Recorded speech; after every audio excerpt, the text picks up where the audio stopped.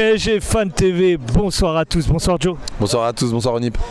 Alors je me rappelle de toi, de ton dernier interview. Ce soir on va pas sortir les calculettes. Nos hommes ont fait le nécessaire, les 3 points. Donc, et en plus de ça, ils reprennent la tête de ce classement. Franchement, c'est la bonne soirée pour nous. Ouais, clairement, le résultat est très positif. Pour moi, je trouvais que c'était vraiment un match piège, le match qu'il ne fallait pas perdre si on rentrait dans les calculs, comme je le disais.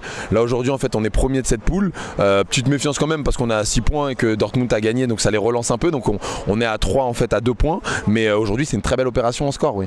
Alors, si on regarde un petit peu la composition que Luis Enrique a mis en place ce soir, est-ce que tu étais un peu plus rassuré que face à Newcastle?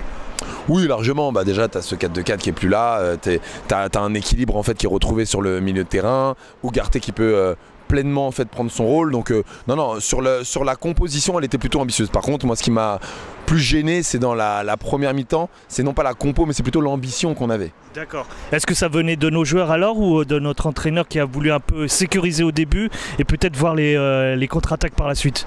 Bah écoute, c'est une vraie question. C'est une vraie question, mais moi la première mi-temps elle m'a fait peur sur cette ambition. C'est peut-être une consigne du coach, mais j'avoue que voilà, en fait, vu du stade, je me disais à un moment, mince, Donnarumma il a même pas de solution.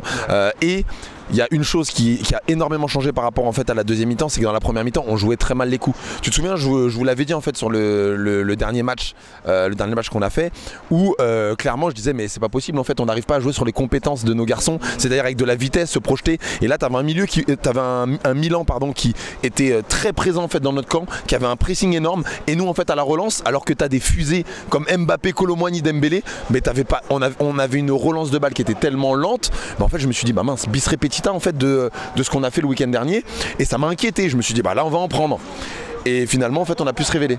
Et qu'est-ce que pour toi donc a fait que ça a basculé en notre faveur? Est-ce que c'est notre milieu de terrain? Beaucoup parlent de Zahir Emery. Est-ce que toi tu partages cet avis? Alors oui, Zahir Emery a été game changer, mais contrairement à tout le monde qui l'encensent en fait du début à la fin, moi je trouve qu'il a une vraie qualité, c'est qu'il arrive en fait à avoir une conservation de balle en fait au milieu de terrain qui est très forte. Même physiquement, le gosse il a 17 ans, tu sens que physiquement pour aller le bouger, il faut y aller. Par contre, il a le défaut de sa qualité, c'est-à-dire que des fois il fait trop de touches de balle. Je vois Mbappé en fait qui lui demande, tu vas le voir, il va la prendre 1, 2, 3 et il va même pas vraiment fixer. C'est juste des touches de balle en fait qui sont gratuites pour pouvoir en fait avancer, mais ça va pas dans le tempo du jeu. Et en deuxième mi-temps, il a été un peu plus dedans. Et même en fait, vous regardez même son premier but, lapsus révélateur, la passe décisive qu'il fait en fait à Mbappé. Au final, elle est pas tant dans le timing que ça. Il la récupère, il fait 3 touches de balle, il la passe à Mbappé, et Mbappé qui est quand même, voilà, c'est un génie du football. Bah voilà, il arrive en fait à effacer son vis-à-vis. C'est pas tant la passe D qui est exceptionnelle, c'est surtout le travail d'Mbappé derrière. Contrairement en fait dans deuxième mi-temps où là Zahir Emery, en plus d'avoir la conservation, tu vois qu'il les passes il est donné beaucoup plus vite. Kangin Lee aussi a été plus intelligent dans son jeu. Moi j'ai beaucoup aimé en fait son entrée. Même Ruiz, ou qui j'avais des doutes, moi je trouve qu'il a été plutôt correct dans son jeu. À l'inverse d'un Vitinha qui avait fait un match cohérent mais qui ralentit en fait aussi beaucoup le jeu. Voilà, moi je trouve qu'on a eu 2 mi-temps du coup qui étaient en dents de scie, mais la deuxième était vraiment très satisfaisante. Quand je t'entends un petit peu, et on va en terminer là, c'est j'ai l'impression que notre adversaire, comme à l'image de Strasbourg, mais différemment, n'était pas au rendez-vous. Est-ce que c'est Paris qui augmente en puissance ou c'est nos adversaires qui malheureusement ne sont pas au rendez-vous? Je te dirais que c'est un peu des deux, parce que ce Milan au final il nous ressemble beaucoup plus que ce qu'on croit. Ils sont en tête en fait de leur championnat, mais en ayant joué beaucoup de leur dernier de championnat. Donc, et quand ils ont joué en fait des personnes au-dessus, ça a été beaucoup plus compliqué.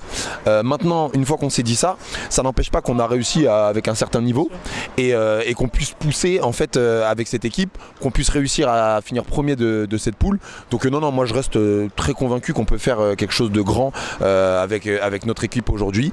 Dembélé, ça m'a fait un peu de peine pour lui parce que honnêtement, je trouve qu'il a pas été bon en première mi-temps, meilleur en deuxième. J'étais content qu'il puisse débloquer son compteur but. Malgré tout, ça n'a pas payé derrière. Kolo Muani, je trouve que il a été bon défensivement, mais offensivement, il a pas été très bon. Il a encore mis un but un peu de raccro. Mais voilà, on est content du score. 3-0, c'est très beau, c'est très qualitatif. Donc on va tout faire pour que ça continue et puis qu'on réussisse la deuxième partie. Je te remercie, Joe. Merci à toi.